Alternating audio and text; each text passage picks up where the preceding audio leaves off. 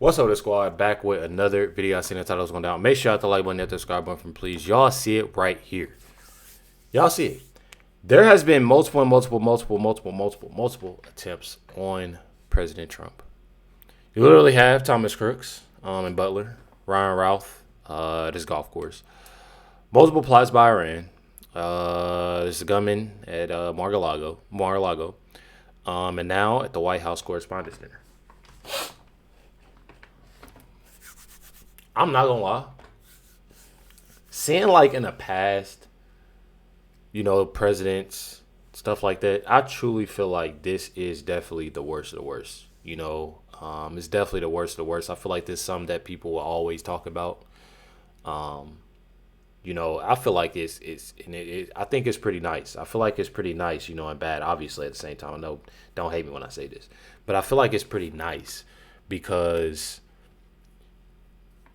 President Trump is, in fact, doing everything he can for this country.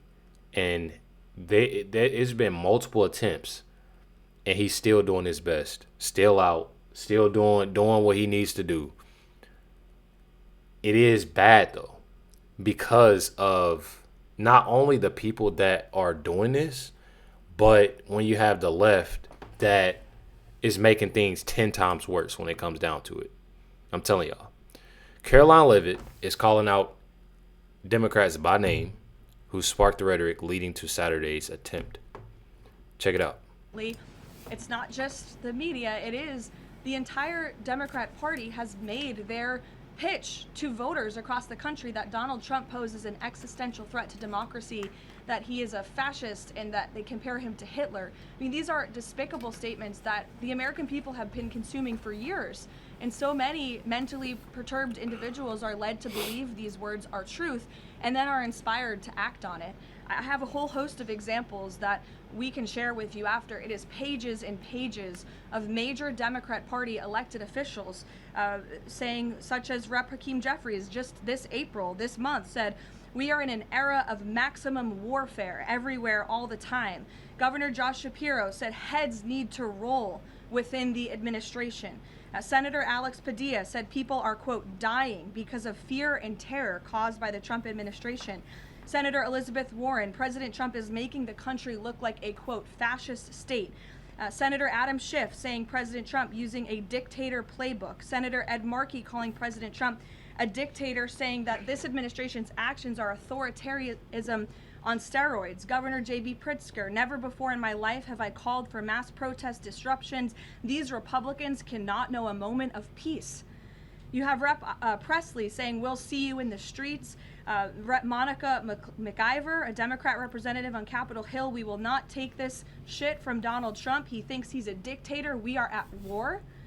These are Democrat elected officials calling for war against the President of the United States and his supporters. Y'all see it? I could go on and on, but again, when you have people in positions of power that are saying things like this every single day for years, you are inspiring violence by people who are already mentally ill. And that's what we've seen against this president for far too long. It's really sickening. I ain't even gonna lie. Like, even thinking about this, of what's been going on and how they're doing it, this is definitely sad. You have J.B. Pritzker, you have Elizabeth Warren, Josh Shapiro, Hakeem Jeffries. It's definitely sickening. I'm not gonna lie. It's definitely sickening, and I know. Just seeing how bad it has gotten, and then they want to go. I'm gonna show y'all a couple clips.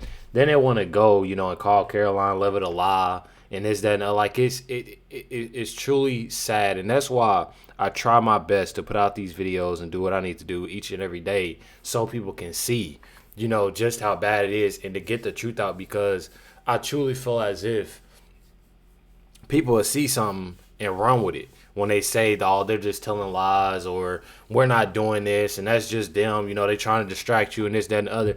No, it's not true at all. I'm telling y'all. Says Karoline Leavitt working at 39 weeks pregnant. 39 weeks pregnant. I know that. Says fake news.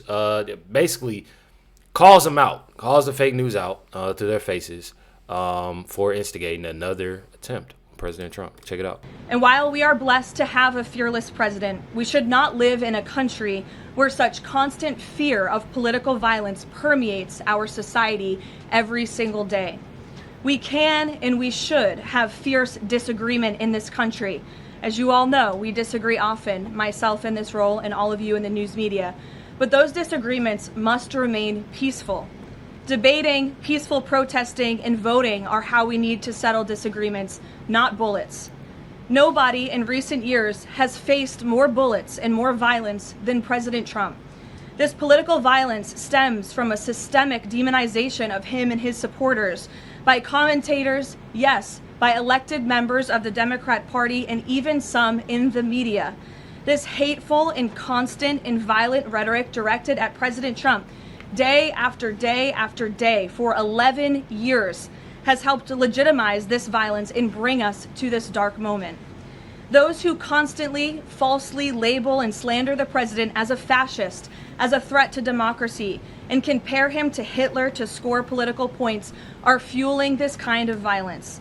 The left-wing cult of hatred against the president and all of those who support him and work for him has gotten multiple people hurt and killed, and it almost did so again this weekend.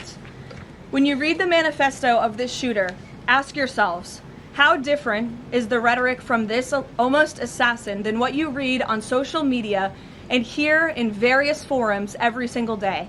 The answer, if you're being honest with yourself, is that there is no difference at all. Much of the manifesto of the would-be assassin is indistinguishable from the words that we hear daily from so many. For example, as the First Lady of the United States pointed out this morning, just 2 days prior to the shooting, ABC's late-night host Jimmy Kimmel disgustingly called First Lady Melania Trump an expectant widow. Who in their right minds says a wife would be glowing over the potential murder of her beloved husband? Exactly. And having experienced what I did with the First Lady on Saturday night, I can tell you that she was anything but that. This kind of rhetoric about the president, the First Lady, and his supporters is completely deranged, and it's unbelievable that the American people are consuming it night after night after night.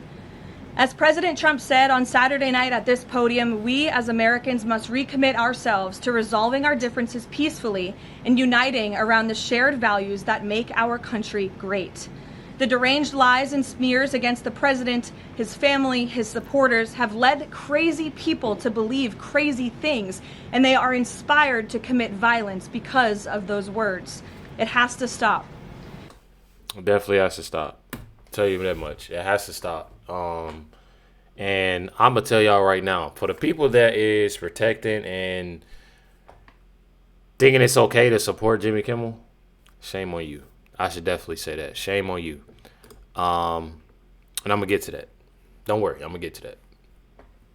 This is Marco Rubio walking into the briefing room and plays the role of White House press secretary because Karoline Leavitt is on maternity leave, as y'all see. You guys can't put this out. Is that okay? Okay. So she is on, leave right now, but that isn't stopping Hakeem Jeffries at all. This is not the first time that Hakeem Jeffries has said something about Karoline Leavitt. It's been multiple times for a few days. Check it out. I know you said you stand by your comments. At the same time, you have been the subject of threats as well. So with respect to this comment about maximum warfare, even if it's about redistricting, why not tone And this reporter is so corny. She said what? threats as well? So Because he's been getting threats as well. He wants to play victim now. I'm not saying that by any means that it's okay for somebody to threaten you or anything like that. But, bro, let's be real. This is a person that's actually doing something. These are people that's actually doing stuff. And he wants to sit here and play the victim like it happened to him is crazy. warfare, even if it's Not gonna lie. redistricting, why not tone down the language here in this moment? I think that what's interesting to me, as you pointed out, is that the so-called White House press secretary, who's a disgrace, she's a stone-cold liar, had the nerve to stand up there and read talking points being critical of statements, all taken out of context, that Democrats have made and didn't have a word to say about anything that MAGA extremists have said or done, including providing aid and comfort to violent insurrectionists here at this Capitol on January 6th who brutally beat police officers. The president then pardoned those violent.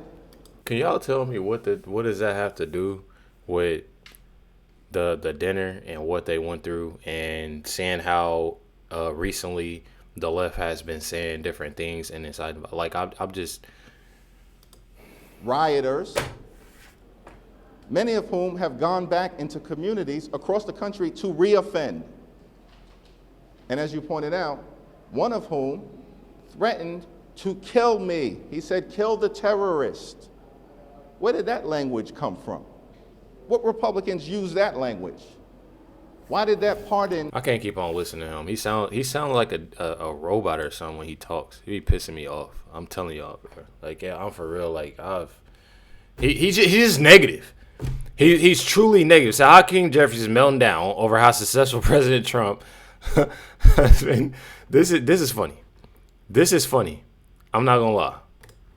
Just check it out. And now we're at a point where affirmative action is gone, diversity is gone, equity gone, inclusion gone, racial tolerance gone, the Voting Rights Act largely gone. But guess what, extremists? We're still here, and we're not going anywhere. And we believe it. Yeah, you get about 3-4 claps. Let me tell y'all something. This whole thing with the DEI, and I'm gonna be real with y'all. This is me just being honest. I feel like a lot of things just need to stop. I feel like a lot of things just need to just be normal. And it goes for everybody and everything. I truly feel like everything needs to be. I feel like if you qualified to do this and qualified to do that, you able to vote, and you U.S. citizen, leave it at that. This whole everything, it truly gets on my nerves so much. It gets on my nerves so much. You know, the whole thing with Hakeem Jeffries and how he's acting and how he wants to cry about everything. I'm telling y'all, it literally gets annoying. It truly gets annoying. I'm telling y'all, JD Vance right here said it amazing when it comes down to both sides. And there's actually one side that is being very, very extreme when it comes down to this. Check it out. Well, I think you said it well, Will. I can't improve upon it, which is that political violence right now is coming not exclusively but largely from one side of the aisle. The president has now faced 3 serious attempts on his life in just the past year and a half. Of course, Butler, Pennsylvania. There was a situation at Mar-a-Lago that the media didn't really cover. And then, of course, there was the White House Correspondents Association dinner. So I think really it's incumbent upon everybody, but particularly those who are driving some of the narratives that Donald Trump, that Donald Trump has somehow invited this violence upon himself, that killing your political opponents is somehow justified. If you're engaged in that kind of rhetoric, you need to check yourself. You need to look yourself in the mirror and say that political disagreement is fine, but inviting violence upon your political opponents makes you part of the problem.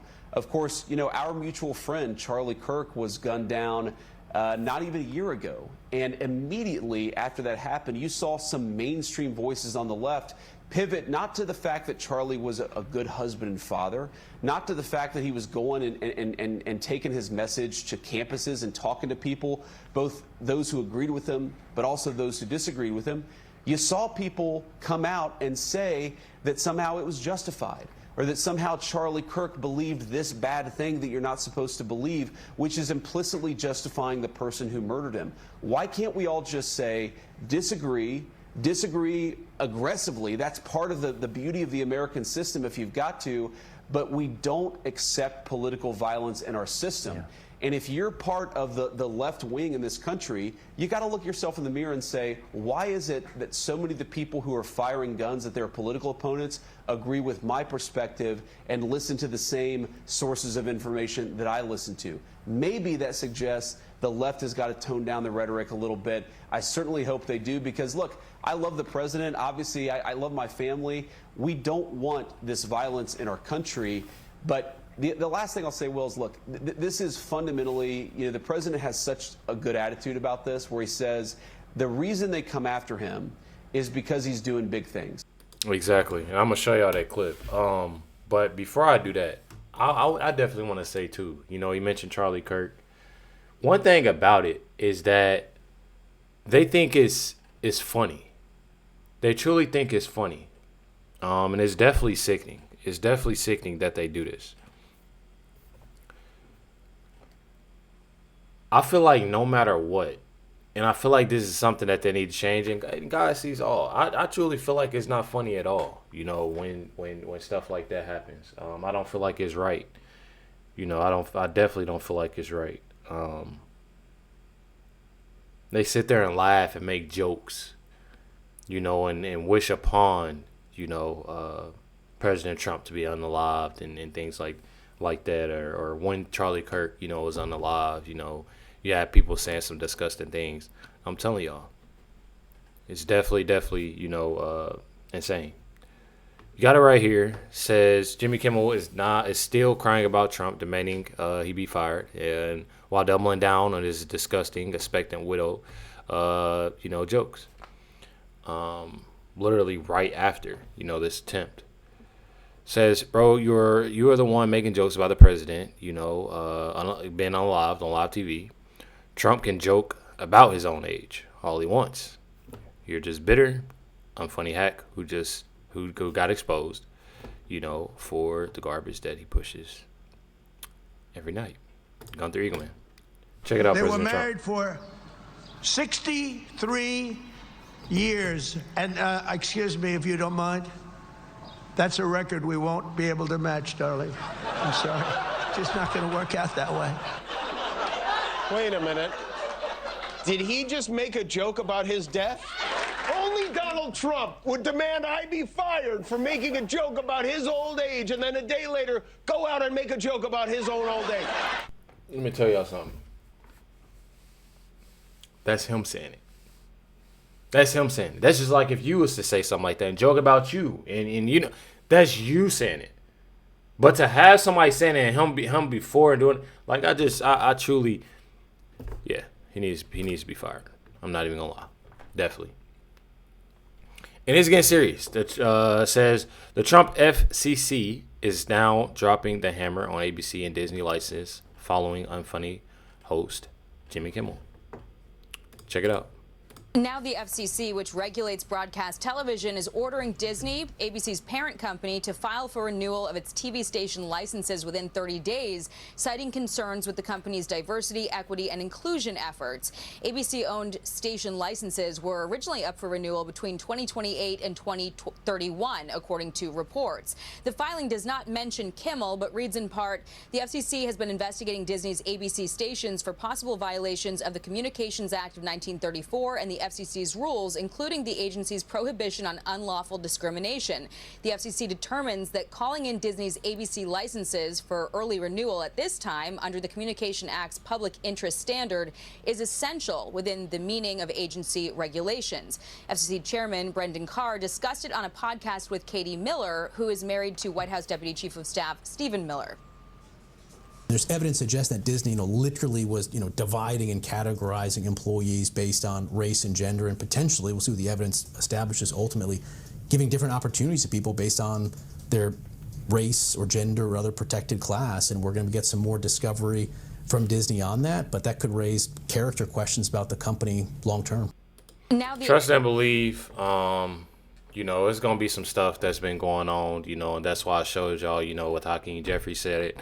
Within that, there's been things that, you would want things to just be normal. I feel like, back then things were just, it wasn't, just all great, me growing up. But I feel like things have definitely, gotten worse. I truly feel like things have definitely got worse. Here it is right here, what I, mentioned about what President Trump said. He did give the perfect answer and definitely the truth. Check it out. Trump, there's a report in the New York Post that this assailant assembled his weapon somewhere on site at the hotel. What do you think about that? And I ask respectfully, why do you think this keeps happening to you? Well, I've studied assassinations, and I must tell you, the most impactful people, the people that do the most, you take a look at the people, Abraham Lincoln, I mean, you go through the people that have gone through this, where they got them. But the people that do the most, the people that make the biggest impact, they're the ones that they go after. They don't go after the ones that don't do much because they like it that way. And when you look at the people that have either, whether it was an attempt or a successful attempt, they're very impactful people. Just take a look at the names there, the big names. And I hate to say I'm honored by that, but I've done a lot. We've done a lot. We've taken this country, and we were a laughing stock for years, and now we're the hottest country anywhere in the world. We've changed this country, and there are a lot of people that are not happy about that. So I think that's the answer, Peter. So my thing is that I truly believe that President Trump is a president that obviously, and I don't want to make this sound real bad, but because he's cleaning up, obviously a lot from what the Biden administration did. Start off by saying that. Then on top of that, they got to realize that a lot of what President Trump is doing isn't going to happen overnight. This is something that I look at, that you have to trust the process. I'm gonna just say that. Yeah, I feel like it's a lot of things that he's doing. These plans that he's having, the things that he's doing. It's trust the process, and me personally, I'm trusting it. I'm definitely trusting it, seeing how things are moving and how things are going. I don't know about y'all, but let me know in the comments what y'all feel. Definitely hit that like button, hit that subscribe button. Definitely appreciate y'all. Catch y'all next one.